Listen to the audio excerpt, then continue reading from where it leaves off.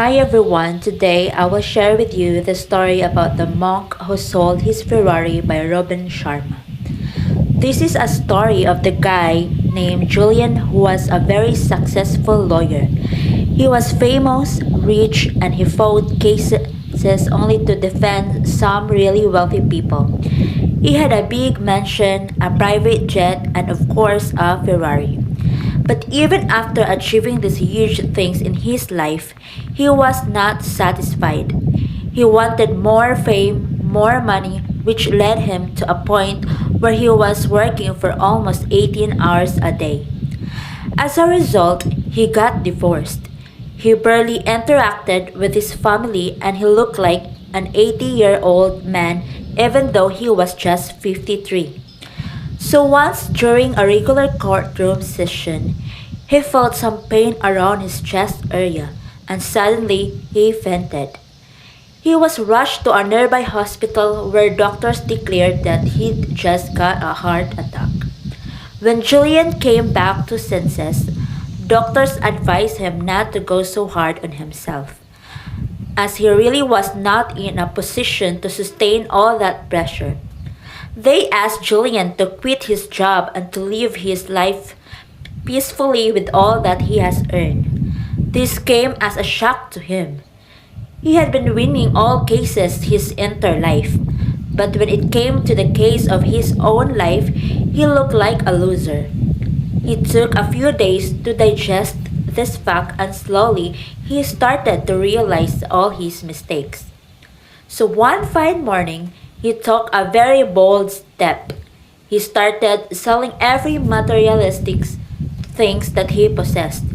He sold his mansion, his private jet, and he even sold his Ferrari. Once he was done selling things, he set out on a journey in search of the true meaning of life. This journey was towards the mystical land of India, across the great Himalayan range where Indian monks resided. These monks were not ordinary, as they were among the people with the highest level of wisdom, and they were capable of liberating the potential of anyone's soul, body, and mind. Julian heard from his sources that these monks lived happily for more than 100 years, that too with an energy of a young man. It took him days to find out of those monks who, upon listening to Julian's story, agreed to take him to their secret village. Julian started living there with those monks in that village. Watching Julian's dedication, monk leader decided to teach Julian the principle of life on a condition that Julian will not keep that knowledge to himself. Rather, he would spread it to the outside world. So the monk started narrating a story. Imagine you're sitting in a beautiful garden which is full of different types of trees, flowers, and you can see many birds chirping around. The flowers in the garden smell really nice and you are having a good time there. You notice that there's a lighthouse in the middle of the garden, and suddenly the door of the lighthouse creaks open as you can see a sumo wrestler coming out of the lighthouse. It's really weird to look at the sumo wrestler, as he's just wearing an underwear made of thin wire. He wanders around and finds a golden stopwatch lying in the garden. As soon as his streak tries to pick it up, he slips and he falls on the ground, lying motionless. After some time, you could see that he gets back to his senses, probably because of the nice fragrance of the rose in the garden, and he looks toward his life. His left. On his left was a path paved out of small diamonds which led to a place where the sumo wrestler can find all the happiness in his life. He starts walking on the path and soon gets out of sight. Julian asked Monk if this was some kind of a joke, as the story made no sense at all. The monk then said that this is no ordinary story, as the story has 7 biggest principles of life. He then went there and started explaining the story, leading it to its heading meaning. The first principle is related to the garden, which symbolizes our brain. If you sow good seeds, you'll eventually see nice fruits on trees, good plants bearing beautiful flowers and nice smooth grass.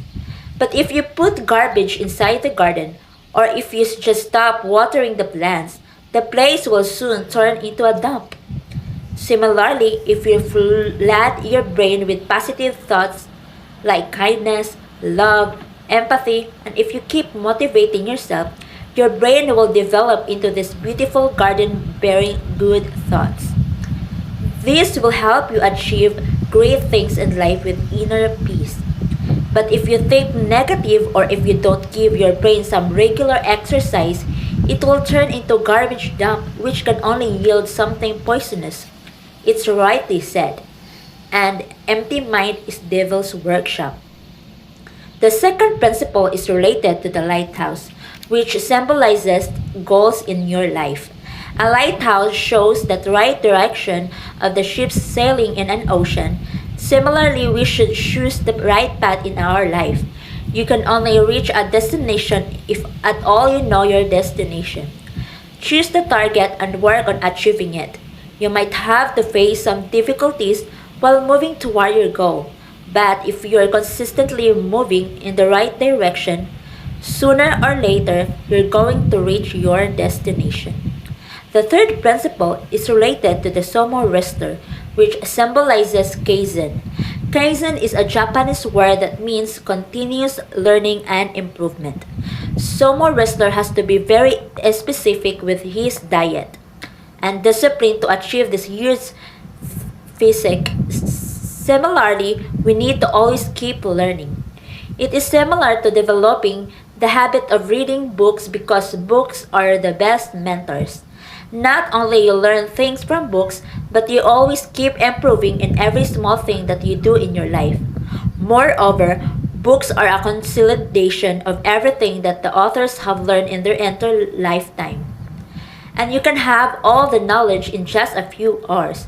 So take part in every activity which you think can help you improve in your life. The fourth principle is related to the underwear that the wrestler is wearing, which is made up of wires, which symbolizes self-control and discipline. It might be a small thing, but without the underwear, the wrestler will be naked, and that really won't be a pleasing sight. Now, if you have seen cable wire from inside, you might be aware of the fact that it usually is made up of many thin wires which together forms a cable. These thin wires might be weak alone, but when put together are even stronger than an iron rod. Similarly, our self-control and discipline is made up of every small thing that we do in our life. But in waking up early or eating healthy, we feel that these small things don't really matter. But in reality, these are the only thing that matters. You won't see an instant impact, but in the long run, these small things can bring some big changes in your life, and they will define who you are as an individual. The fifth principle is related to the golden stopwatch, which symbolizes time. No matter how rich or poor you are, you only have 24 hours and in an entire day, not even second more or less than anyone else. But the way we utilize these 24 hours is what makes us happy or sad, rich or poor. Most of us have this habit of procrastinating, which is nothing but a waste of time. By the time we're done with building castle in the air, someone else out there just signed a hugely profitable deal. By the time you woke up in the morning, someone else is running from the gym feeling fresh, fit, and happy. This does not mean that we should always keep working. Instead, we must enjoy and have some fun activities in our day-to-day life. And what's really important is to manage everything in those 24 hours. Every successful person knows how to manage time. So they manage to do every single activity in the same 24 hours that each of one us has got.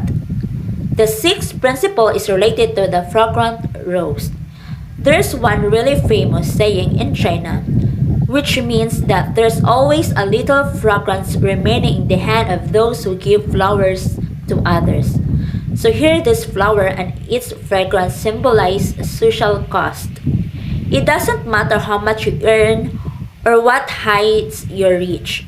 The satisfaction of helping others is priceless. No wonder why some really rich people in today's world do charity work, investing their hard earned money in developing some rural village and many more things. So, if you want to have the priceless feeling of the happiness and satisfaction, help others selflessly and you'll find yourself happy most of the time. The seventh principle is related to the path of diamonds, which represent the small moment of the happiness that comes our way in life. These moments are always in the present time. Our human brains are designed in such a way that we tend to get distorted thinking of our past and worrying about the future. You never really enjoy the small happy moments that we have in the present. It can literally be anything, playing with your kids in a nearby park, or maybe spending some quality time with your partner. These present moments are supposed to be lived in presence, and these are the real diamonds in our life. If only you can understand this now, you are really going to be good at relationships and well, a real happy, contented person. These were the seven lessons that the monk taught Julian, which completely changed his life.